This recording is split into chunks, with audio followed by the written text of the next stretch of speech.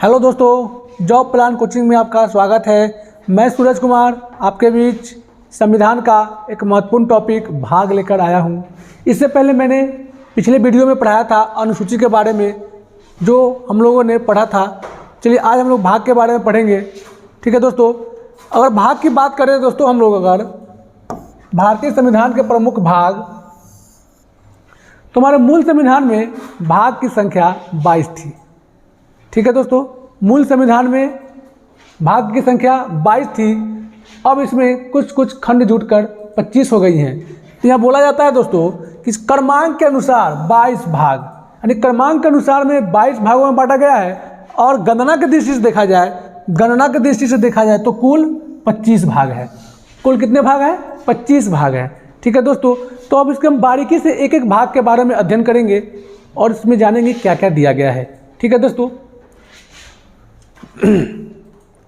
देखेंगे दोस्तों भाग पहला दोस्तों, हम लोगों ने अनुसूची जब पढ़ी थी तो उसमें अनुसूची पहला में बताया था कि संघ यानी कि केंद्र और राज्य के बारे में प्रावधान दिया गया है। संघ और राज्य के बारे में, अगर अनुसूची के बारे में कहें फिर भी, भाग के बारे में कहें फिर भी, और अनुच्छेद के बारे में कहें तो भी, सब में क्या है? एक में संघ राज्य। ठीक है दोस्तों, आगे चलते हैं भाग 2 में कि भाग 2 में क्या है। तो भाग 2 में नागरिकता के बारे में है कि भारतीय नागरिक को नागरिकता के बारे में। ठीक है दोस्तों, ये नागरिकता जो है लिया गया है कहाँ से? एक एक्स्ट्रा क्वेश्चन है जो ब्रिटेन के संविधान से लिया गया है। ब्रिटेन के संविधान से लिया गया है नागरिकता होता है जैसे कि हमारे देश के में निवासी, जो हमारे देश के वासी हैं, जैसे हम लोग हैं, आप लोग हैं, तो उसको नागरिकता प्रदान होती है, नागरिकता मिलती है, वोट देने का अधिकार मिलता है। ठीक है दोस्तों, आगे चलते हैं भाग 3 पे। भाग 3 पे चलते हैं।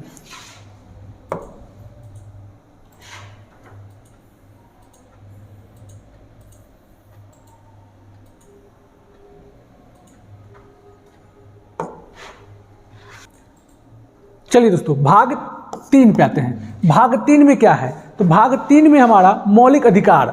इसको कैसे याद रखेंगे? देखेंगे दोस्तों कि मौलिक अधिकार जब हम लिखते हैं तो देखेंगे अधिकार, ये 3 जैसा लिख रहे हैं ना, 3 जैसा, तो है 3। याद रखने का तरीका छोटा सा, मौलिक अधिकार भाग 3 में है। मौलिक अधिकार यानी कि मूल संविधान में जब मेरा संविधान बना था, जब बन के तैयार हुआ था, जब लागू हुआ था, तो उस समय हमारे संविधान में मौलिक अधिकार 7 थी। मौलिक अधिकार 7 थी, लेकिन अब 6 ही रह गई है। 6 रह गई है, इसका मतलब एक हटाया गया है। तो क्या हटाया गया है? संपत्ति का अधिकार हमारे संविधान में पहले मौलिक अधिकार हुआ करता था, लेकिन अब यह एक विधिक अधिकार में परिवर्तित हो गया है। क्या? विधिक अधिकार में परिवर्तित हो गया है। तो इसको परिवर्तित जब किया गया था या बदला गया था, 44वां संविधान संशोधन 1978 में किया गया था। 44वां संविधान संशोधन 1978 में इसको विधिक अधिकार के रूप में बदल दिया गया। ठीक है दोस्तों, यहाँ तक हम लोग समझ गए हैं। अब आते हैं भाग 4। भाग 4 में क्या है? तो राज्य के नीति निर्देशक तत्व, यानी कि हमारा जो भी कानून है, प्रशासन है, नीति जो बनता है, वो भाग 4 के हिसाब से बनता है। ठीक है दोस्तों, आते हैं 4 के क में क्या है? मौलिक कर्तव्य, हमारा क्या कर्तव्य होगा हमारे देश के प्रति, उसके बारे में इसे भाग 4 के क में दिया गया है। ठीक है दोस्तों, तो मौलिक कर्तव्य देखेंगे कि मौलिक कर्तव्य ये किस देश के संविधान से, बहुत सारी चीज़ें हैं जो हमारे अलग देश से लिए गए हैं। हमारे देश में जो भी कानून है, मौलिक अधिकार है, नागरिकता है, जैसे अधिकार के बारे में बात करें तो ये कहाँ से लिया गया है? अमेरिका से लिया गया है। कहाँ से? अमेरिका से। ठीक है दोस्तों, नागरिकता के बारे में हमने अभी बताया था जस्ट आपको कि ये ब्रिटेन के संविधान से लिया गया है। उसी प्रकार नीति निर्देशक की हम बात करेंगे तो ये आयरलैंड के संविधान से लिया गया है। उसी प्रकार मौलिक कर्तव्य की हम बात करें तो यह रूस के संविधान से लिया गया है। ठीक है दोस्तों, तो मौलिक कर्तव्य की बात पे हम करते हैं चर्चा थोड़ा सा, कि मौलिक कर्तव्य रूस के संविधान से लिया गया है। ठीक है, यह हमारे मूल संविधान में, जब हमारा संविधान बन के तैयार हुआ था, उस समय मूल कर्तव्य हमारे संविधान में सम्मिलित नहीं था। इसको बाद में एक संशोधन के तहत 42वां संविधान संशोधन 1976 में इसको अपने संविधान में इंक्लूड यानी कि जोड़ा गया था। ठीक है दोस्तों, 42वां संविधान संशोधन याद रखेंगे, ये बहुत सारे एग्जाम में पूछ चुका है। यह एक VVI क्वेश्चन है, इसको आप VVI कर सकते हैं, नोट में आप नोट डाउन कर सकते हैं। ठीक है दोस्तों, कब जोड़ा गया था? 1976 में जोड़ा गया था। 1976 में जोड़ा गया था। स्वर्ण सिंह समिति, एक समिति का गठन किया गया था, स्वर्ण सिंह समिति, उसी के सिफारिश पर इसको जोड़ा गया था। ठीक है दोस्तों, 1976 में जोड़ा गया था 42वां संविधान संशोधन। ठीक है दोस्तों, आगे देखेंगे कि मौलिक कर्तव्य जब जोड़ा गया 76 में तो उस समय 10 जोड़ा गया था, लेकिन अभी वर्तमान में हमारे संविधान में मौलिक कर्तव्य 11 है। यानी कि जब मूल संविधान था उस समय एक भी मौलिक कर्तव्य नहीं था। इसको बाद में जोड़ा गया था 76 में 10, उसके बाद फिर 2002 में एक और जोड़ा गया, अब वर्तमान में हो गए 11। वर्तमान में कितने हैं? 11 मौलिक कर्तव्य है। ठीक है दोस्तों, ये 11वां जो जोड़ा गया था 86वें संविधान संशोधन 2002 में जोड़ा गया था। ठीक है दोस्तों, आगे चलते हैं।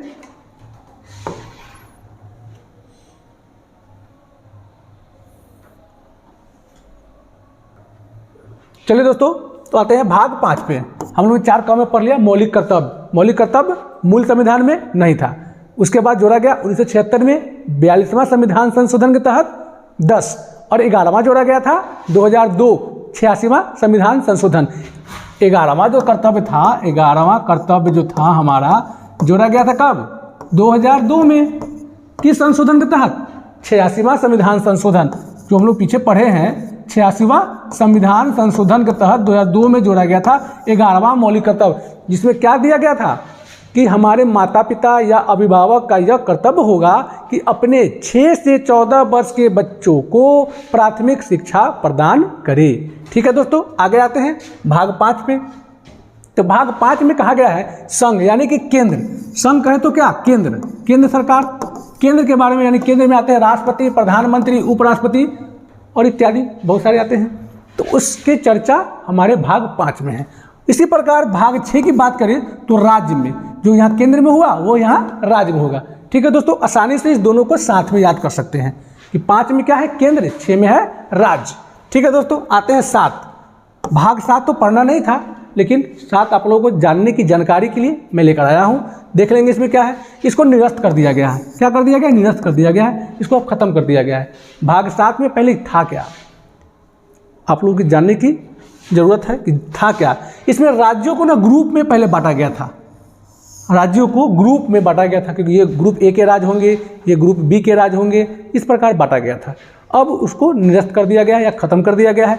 तो खत्म किया गया है तो कैसे, किस संशोधन के तहत, कब किया गया है, तो देखेंगे। याद करने का एक छोटा सा तरीका है कि भाग 7 को 7वां संविधान संशोधन 1956 के द्वारा इसको समाप्त कर दिया गया है। ठीक है दोस्तों, आगे आते हैं 8। भाग 8 में क्या है? संघ राज्य क्षेत्र, यानी कि हम लोग जो बोलते हैं केंद्र शासित प्रदेश। अभी वर्तमान में केंद्र शासित प्रदेश कितनी है? सब लोग जानते हैं 8। ठीक है दोस्तों, याद करने का तरीका है कि भाग 8 में क्या है? केंद्र शासित प्रदेश, संघ राज्य क्षेत्र। अभी वर्तमान में भाग 8 में केंद्र शासित प्रदेश भी है और वर्तमान में केंद्र शासित प्रदेश भी 8 ही हैं। ठीक है दोस्तों, आते हैं 9 में क्या है? पंचायत। 9 में पंचायत, 9 के क कहे तो नगर पालिका, और 9 के ख में है, नहीं दिख रहा है, आगे आएंगे। 9 में क्या है? पंचायत। 9 में पंचायत, 9 के क में नगर पालिका। 9 में क्या है? पंचायत, 9 के क में नगर पालिका। ठीक है दोस्तों, आगे आते हैं। अगर नगर पालिका की बात करें यहाँ पे कि कब जोड़ा गया था, ये 9 का जो क है जोड़ा गया था 74वां संविधान संशोधन 1992। 74वां संविधान संशोधन 1992 के द्वारा हमारा नगर पालिका को, यानी कि 9 के ख भाग को जोड़ा गया था, जिसमें नगर पालिका का प्रावधान दिया गया है। नगर पालिका 74वां संविधान संशोधन 1992। ठीक है दोस्तों, आगे आते हैं। चलिए दोस्तों, 9 के क में पढ़ लिए हम लोग कि 9 के क में क्या? नगर पालिका। कब जोड़ा गया था 9 के क? 74वां संविधान संशोधन 1992 के तहत। देखेंगे यहाँ 1992 कब? 1992। संशोधन 74वां। ठीक है दोस्तों। 9 के ख सहकारी समितियां का प्रावधान दिया गया है 9 के ख, भाग 9 के ख में। यही जो क है ख है जो बाद में 25 हुआ है, यही सब बढ़ कर हुआ है। ठीक है दोस्तों। पहले कितना था? भाग 22, पहले था 22, अभी है वर्तमान में 25। तो यही जो है 9 के क, 9 के ख, आगे है 14 के क, ये सब जोड़ कर ही पुरता है 25। एक्स्ट्रा जो है ख जो है जोड़ कर ही एक्स्ट्रा पुर जाता है या पहुंच जाता है। ठीक है दोस्तों। आगे आएंगे कि सहकारी समितियां, इसको जो किस संशोधन के तहत जोड़ा गया था? 9 के क के 74वां था और ख वाला 97वां, 97 संविधान संशोधन। ठीक है दोस्तों। कब जोड़ा गया था? 2011 में जोड़ा गया था। ठीक है दोस्तों। आएंगे अब आगे 10, भाग 10। इसमें क्या है? अनुसूचित जाति एवं अनुसूचित जनजाति। इसको हम शॉर्ट में अगर बोले तो SC ST, अनुसूचित जाति एवं जनजाति के क्षेत्र। ठीक है दोस्तों, आसानी है। आगे चलते हैं 11। इसमें क्या है? संघ एवं राज्यों के बीच संबंध। संघ एवं राज्य यानी कि केंद्र और राज्य के बीच कैसा संबंध होना चाहिए, कैसा किस प्रकार का कार्य होता है, जो भी होता है, ये सब 11वें भाग में दिया गया है। ठीक है दोस्तों। आगे 12वां वित्त संपत्ति समुदाय। ये सब इंपॉर्टेंट नहीं है, कभी नहीं पूछा गया है, इसलिए थोड़ा इसको आगे बढ़ते चलेंगे। 12वां वित्त संपत्ति एवं समुदाय, इसको एक बार आप लोग नोट डाउन करते चलेंगे। ठीक है दोस्तों। 13 इसमें देखें क्या है? भारत के राज्य क्षेत्र के भीतर व्यापार वाणिज्य एवं समागम। व्यापार वाणिज्य एवं समागम याद रखेंगे छोटा सा तरीका से, ट्रिक से, कि व्यापार तो मैं तेरे साथ व्यापार करना चाहता हूँ, मैं तेरे साथ व्यापार नहीं करना चाहता हूँ। याद करने का छोटा सा तरीका है, तेरे साथ। ठीक है। तेरे साथ तो क्या हो जाएगा? 13 में क्या है? व्यापार वाणिज्य और समागम। ठीक है दोस्तों। आगे आएंगे 14 संघ और राज्य के अधीन सेवाएं। संघ और राज्य के अधीन सेवाएं मतलब इसको क्या बोलते हैं? Service under the union and the state. जो सर्विस है मतलब राज्यों के अंदर जो सेवाएं आती हैं, वो उसका प्रावधान 14 में दिया गया है। ठीक है।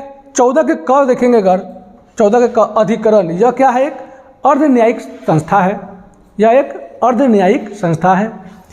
14 में आपको याद रखना है सिर्फ अधिकरण। अगर एग्जाम में पूछता भी है तो आपको ऑप्शन में देगा अधिकरण, लेकिन अधिकरण को समझने के मतलब है कि अधिकरण है क्या, तो हम लोग साथ समझ लेते हैं इसके बारे में कि यह एक अर्ध न्यायिक संस्था है जिसे प्रशासनिक या कर में संबंधी मतलब कर संबंधी विवादों के लिए स्थापित किया गया है।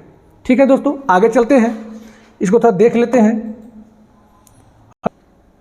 ठीक है दोस्तों। 14 के क एक बार और देखते हैं। अधिकरण आपको ऑप्शन में भी यही मिलेगा, अगर क्वेश्चन पूछा जाता है आपसे अगर, तो ऑप्शन में मिलेगा अधिकरण। याद रखेंगे 14 के क में। लेकिन यह अधिकरण क्या होता है? तो यह एक अर्ध न्यायिक संस्था है, यह अर्ध न्यायिक संस्था है जिसे प्रशासनिक या कर से संबंधित विवाद को हल करने के लिए स्थापना या निर्माण किया जाता है इसका। ठीक है दोस्तों। आते हैं 15 निर्वाचन जानते हैं आप लोग कि हमारे जो भी चुनाव वगैरह होते हैं, राष्ट्रपति का वो हो या प्रधानमंत्री का हो या हमारे जो भी होते हैं चुनाव वगैरह, वो कौन कराता है? निर्वाचन आयोग कराता है। उसका प्रावधान दिया गया है भाग 15 में। भाग 15 याद रखेंगे दोस्तों। अब आएंगे भाग 16 कुछ वर्गों के संबंध में विशेष प्रकार का प्रावधान दिया गया है। ठीक है दोस्तों। आगे चलते हैं 17 राजभाषा। ये आपका VVI क्वेश्चन हो जाता है, ये आपका VVI क्वेश्चन है, इसको थोड़ा याद रखेंगे कि 17 में क्या है? राजभाषा। ठीक है दोस्तों। आगे बढ़ते हैं।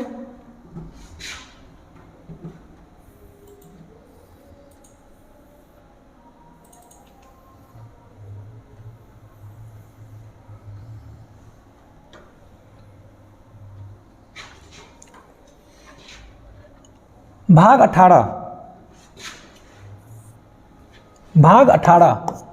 18 में क्या? आपात उपबंध। हम लोग जानते हैं कि हमारे देश में एक राष्ट्रीय आपातकाल, वित्तीय आपातकाल सब लगता है, तो वो सब प्रावधान दिया गया है भाग 18 में। आपातकाल जो लगता है वो भाग 18 में दिया गया है। अगर इसका आपातकाल की बात किया जाए तो आपातकाल 3 प्रकार के होते हैं। एक होता है राष्ट्रपति शासन, एक होता है राष्ट्रीय आपातकाल,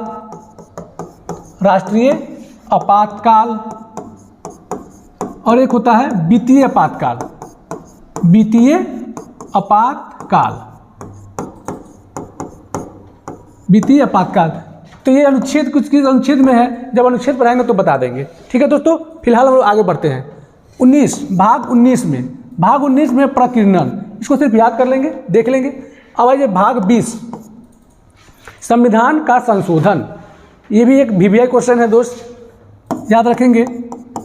VVI क्वेश्चन है कि हमारे संविधान में जो संशोधन होकर कोई बिल पारित होता है, कभी कोई बिल हटाया जाता है, वो सब किसके तहत होता है? तो भाग 20 संविधान में कोई भी संशोधन जो होता है भाग 20 के द्वारा ही होता है। ठीक है, अब आएंगे 21 में। भाग 21 में क्या है? अस्थायी संक्रमणकालीन और विशेष प्रबंध, इसको एक बार देख लेंगे। भाग 22 संक्षिप्त नाम प्रारंभ में हिंदी प्राधिकृत पाठ और निरसन, इसको एक बार नोट्स कर लेंगे। ठीक है दोस्तों, ये हमारा वीडियो कैसा लगा आप कमेंट में करके बताएंगे, और नेक्स्ट वीडियो के लिए हमारे चैनल को सब्सक्राइब कर देंगे, और वीडियो अच्छा लगा हो तो इसको लाइक करें और अपना प्यार दें। थैंक यू दोस्तों।